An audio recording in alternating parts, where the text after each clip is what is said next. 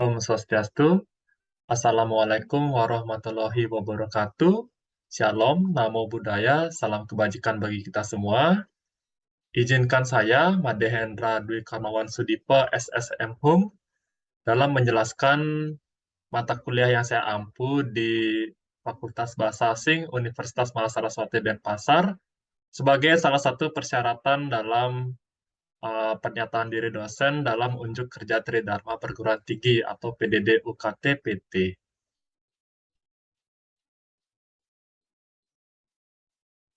Jadi untuk mata kuliah yang saya ampu itu bernama Sokyu Nihongo 2 dengan kode JP17205. Di sini saya mengajar tentang kajian keilmuan bahasa Jepang dengan bobot SKS sebanyak 4 dan diberikan kepada mahasiswa semester 3. Jadi sesuai dengan namanya, Sokyu Nihongo 2 ini merupakan lanjutan dari mata kuliah sebelumnya, yaitu Sokyu Nihongo 1. Di sini mata kuliahnya menjelaskan tentang penggunaan tata bahasa dan pola kalimat dalam bahasa Jepang. Jadi diawali dengan semester 1 itu mata kuliah Nihongo Kiso, kemudian semester 2 itu Sokyu Nihongo 1, kemudian dilanjutkan lagi dengan Sokyu Nihongo 2 pada semester 3. Jadi di sini inti dalam perkuliahan ini adalah mengajarkan tentang pola-pola kalimat uh, yang digunakan pada bahasa Jepang tingkat menengah. Dari hasil perkuliahan, capaian yang diharapkan adalah sebagai berikut. Yang pertama, bertanggung jawab atas bidang keahliannya secara mandiri dan mampu menunjukkan kinerja yang bermutu dan terukur.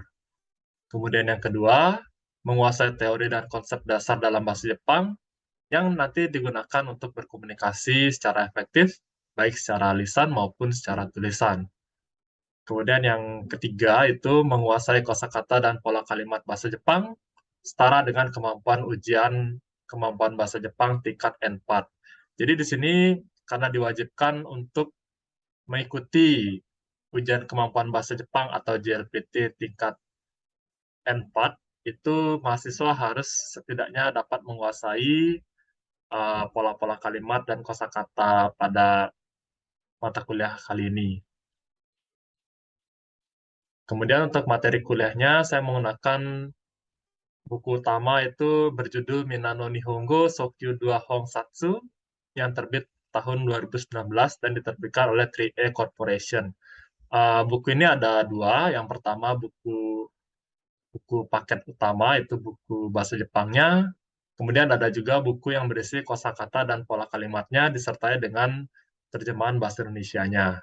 Untuk buku utama itu saya menggunakan Minano Nihongo Sokyu 2 Horsatsu. Untuk tambahan soal dan penugasan, itu saya menggunakan buku pendukung. Yang pertama itu Minano Nihongo Sokyu 2, Hyojun Mondaishu, dan Minano Nihongo Sokyu 2, Kaite Oboeru Buke Renshucho. Jadi ini saya gunakan ketika uh, materi yang di buku utama sudah habis, seperti itu, saya memberikan tambahan menggunakan kedua buku yang saya sebutkan sebelumnya. Kemudian saya lanjutkan ke sistem pembelajarannya sendiri. Jadi di sini Sokyu Nihongo 2 itu melanjutkan dari mata kuliah Sokyu Nihongo 1 yang sudah diberikan pada semester sebelumnya. Nah, jadi di sini buku Sokyu Minano Nihongo 2 itu sudah sempat dibahas dari bab 25 sampai 33. Jadi di sini saya melanjutkan dari bab 34 sampai bab 50. Uh, dikarenakan setiap semester itu ada 16 kali pertemuan, termasuk UTS dan UAS. Jadi nanti setiap pertemuan akan diberikan satu atau dua materi, satu atau dua bab. Kemudian di akhir pertemuan itu akan ada pemberian tugas, yaitu meringkas materi dari bab 34 sampai bab 50 kepada mahasiswa. Jadi dari sistem pembelajarannya, di sini saya pertama menjelaskan tentang kosakata baru yang ada di buku terjemahan. Kemudian setelah itu saya menjelaskan pola kalimat masing-masing bab. Setelah menjelaskan pola kalimat, nanti akan ada sesi diskusi bersama mahasiswa. Jadi sesi diskusi itu menyangkut tanya jawab, kemudian membicarakan apa yang masih merasa sulit bagi mahasiswanya akan saya jelaskan kembali. Jika ada satu bab terdiri atas 3 pola kalimat, jadi saya akan menjelaskan per pola terlebih dahulu, kemudian diikuti sesi diskusi, setelah itu saya lanjutkan ke pola berikutnya, agar mahasiswa tidak merasa terlalu banyak menghafal pola seperti itu. Setelah semua pola saya selesai bahas dan selesai diskusikan dengan mahasiswa, itu dilanjutkan dengan menjawab soal latihan. Jadi latihannya sendiri itu sudah ada dalam buku Homsatsu yang tadi. Nah, jika masih dirasa ada waktu untuk menjawab soal lagi, itu saya akan menggunakan buku pendukung sebelumnya. Kemudian setelah itu saya akan membahas soal latihannya. Jadi mahasiswa akan memberikan jawaban disertai dengan terjemahan bahasa Indonesianya.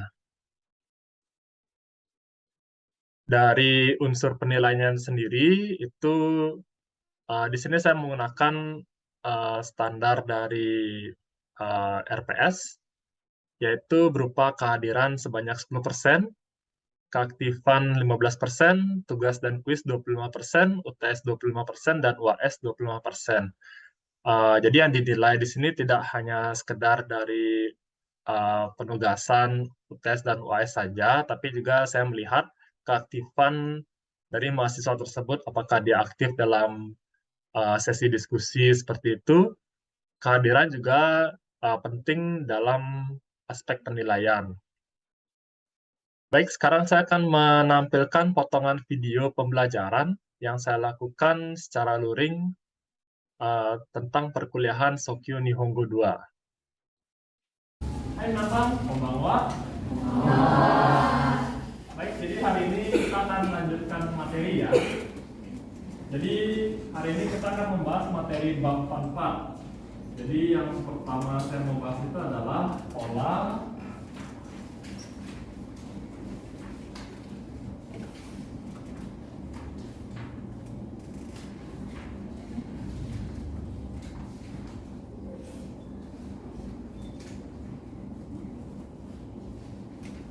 kata kerja ditambah segi mas ya. Nah, jadi apa itu pola segi mas? Coba kita lihat contohnya. Misalnya saya ambil contoh kata nomimas. Nomimas artinya apa? Minum. Nomimas artinya minum. Nah, kalau kita mengubah ke pola segi mas, itu perubahannya menjadi seperti ini dia.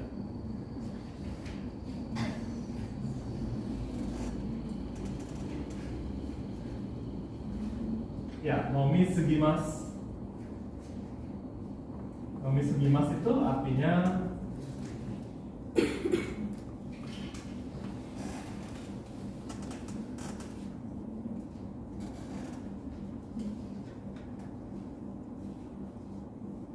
ya, terlalu banyak minum. Nah, jadi minasan bisa lihat di sini ketika nomi mas mengalami perubahan menjadi nomi segi mas, itu menambahkan arti terlalu banyak. Ya, nomi mas minum, nomi segi mas terlalu banyak minum. Nah, kalau kita lihat dari perubahannya, ini bagaimana ya? Apanya yang hilang? Masnya dihilangkan, ditambah segi mas ya. Baik, coba kita lihat contoh yang lain. Misalnya tabe mas, itu perubahannya seperti apa? Ya, jadi masih sama ya. Tabe mas perubahannya menjadi tabe segi mas. Apa artinya tabe segi mas? Terlalu banyak makan ya. Jadi tabe mas makan, tabe segi mas terlalu banyak makan. Ya, ini gampang ya. Nah, coba coba satu lagi.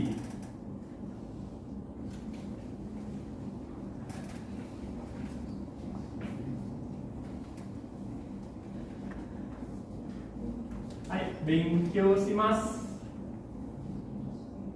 Perubahannya? Ya, benkyou sugimasu atau benkyou shi sugimasu? Ya, karena aturannya masih sama ya. Jadi masnya hilang, diganti sama sugimasu ya. Ya, benkyou shi sugimasu jadinya.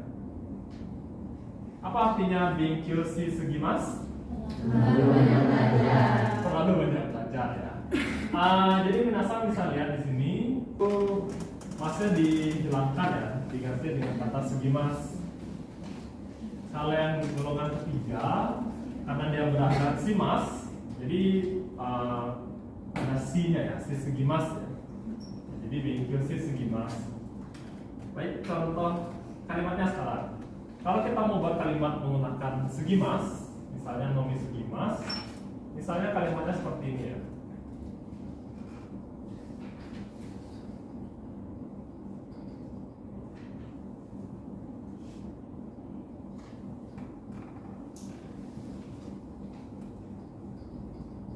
Ya, misalnya contoh kalimatnya seperti ini.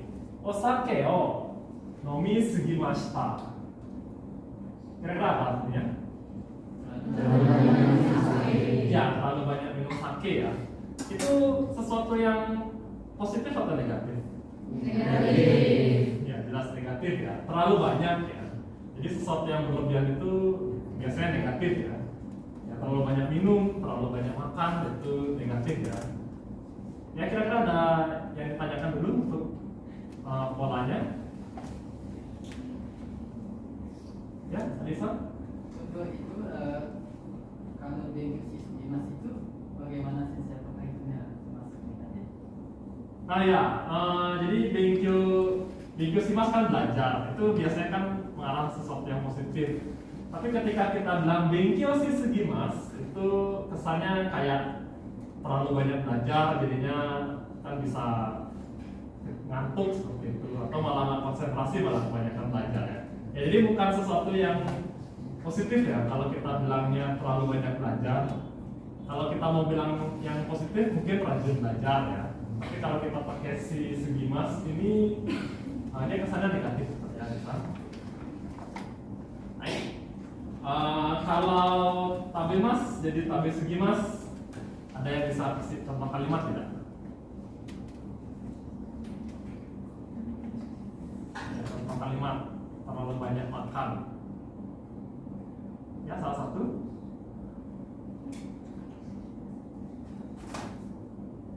Ya, bisa. Arai tabemono tabe sugimashita. Ya, arai tabemono tabe sugimashita. Ada lagi yang bisa? Ya, terlalu banyak makan apa? Ya, yang rasa? Hai, ramen no tabe sugimashita. Kenapa dia pakai lampau ya? Ya, jadi padahal di contohnya kan pakai bentuk biasa ya, bentuk mas ya. Kenapa dia pakai lampau? Ada yang tahu? Ya, karena penyesalan datang di akhir. Jadi dia pakainya lampau ya. Nah, kalau penyesalan di awal itu pendaftaran. Ya, jadi kalau kita buat kalimat menggunakan sugimasu, biasanya dia pakai bentuk lampau, pakai sugimashita ya.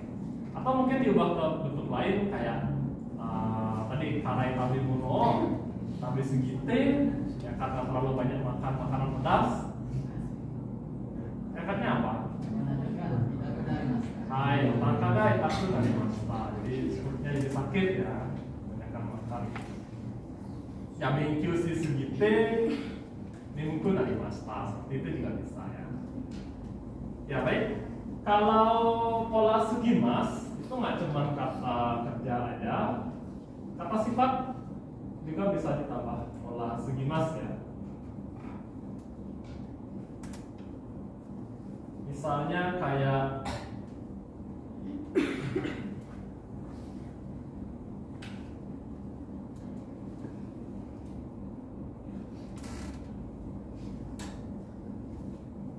ya takai atau hiroi. Kalau takai diubah ke bentuk sugimas itu jadinya taka sugimas ya, taka sugiru. Kalau hiroi itu jadinya hiro sugimas ya. Kalau takai tinggi, kalau taka sugimas terlalu terlalu tinggi ya, terlalu tinggi. Kalau hiroi luas, hiro sugimas terlalu luas. Jadi perubahannya bagaimana? I-nya hilang, diganti sugimas ya. Naik. Satu lagi, kalau dia kata sifat na, misalnya ya, fukuzatsu, ini kan ada i-nya, itu perubahannya menjadi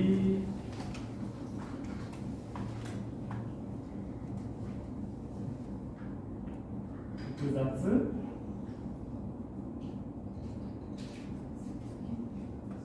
sugimas ya. Jadi tinggal langsung ditambahkan di belakangnya sugimas ya. Fukuzatsu sugimas. Ya, jadi kira-kira seperti ini ya, perubahan kata bentuk sugimas ya. Jadi ada yomi sugimas, ada kata sugimas, ada fukuzatsu sugimas. Ya, baik, kita kembali ke sponsor dengan kita akan dulu ya.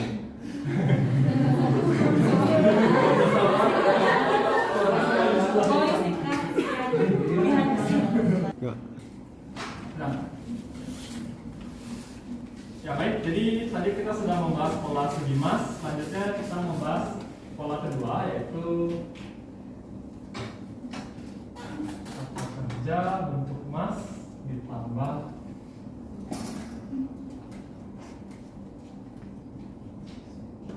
yasuides atau nikuides. Ya, jadi ada dua ya, yasuides sama nikuides. Nah, contohnya seperti apa? Misalnya kata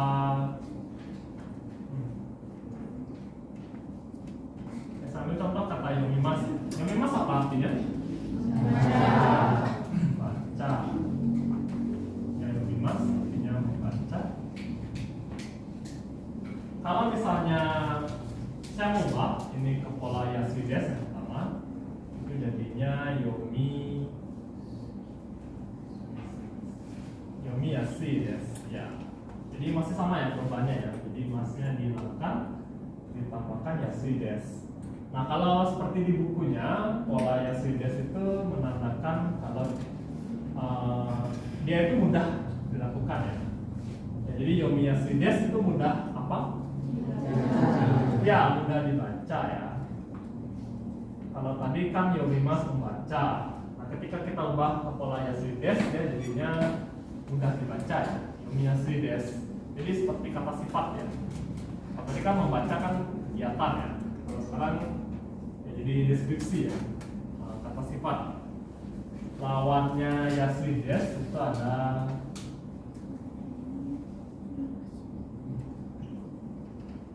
ya yomi nikuides.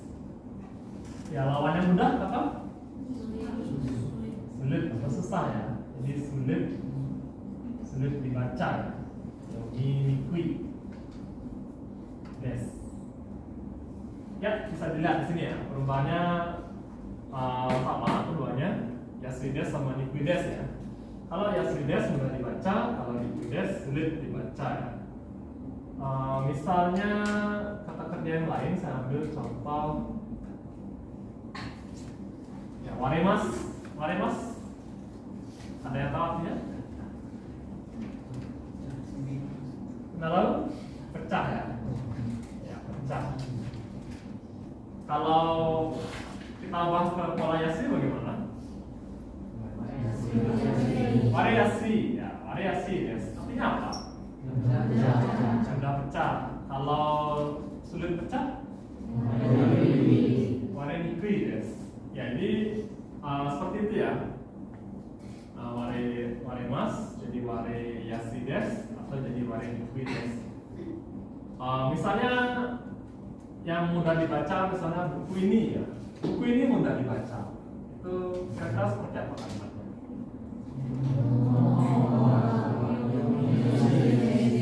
Ya, yomiyasui desu. Jadi kenapa mudah dibaca? Ya mungkin tulisannya besar ya, atau pakai hiragana mungkin. Kalau pakai kanji, ya yominikui desu. Gelas ini gampang pecah gitu.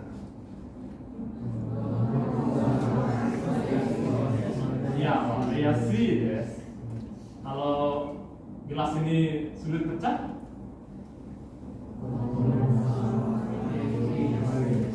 ya warenikui desu. Ya, jadi tinggal ditambahkan yasui atau nikui ya.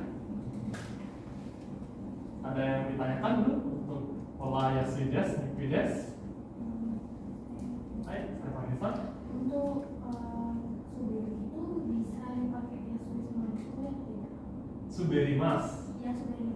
Suberimas itu apa artinya ya? Ya, suberimas kalau di bukunya itu licin artinya ya. Kalau misalnya diubah ke pola yasui desu, dia jadinya suberi yasui ya. Suberi yasui desu. Tapi kan suberimas licin, berarti suberi yasui mudah licin dong. Kan ya. Di sini maksudnya suberi yasui itu mudah terpeleset ya. Terpeleset. Ya, jadi di sini kata suberimas ya emang licin artinya, tapi ketika kita ubah pakai yasui desu, itu mudah terpeleset ya.